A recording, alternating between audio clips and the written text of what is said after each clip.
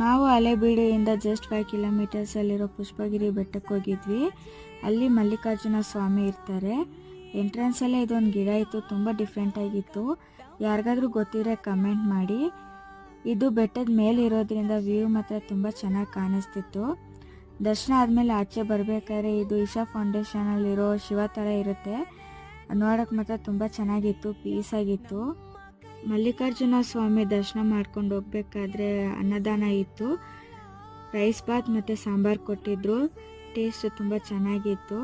ತಿಂದ್ಬಿಟ್ಟು ಹೊರಟ್ವಿ. ನಾವು ಆಟೋ ಬ್ಯಾಕ್ ಸೈಡ್ ಕೂತಿದ್ವಿ, ಅದರಿಂದ ಫೀಲಿಂಗೇ ಚೆನ್ನಾಗಿತ್ತು.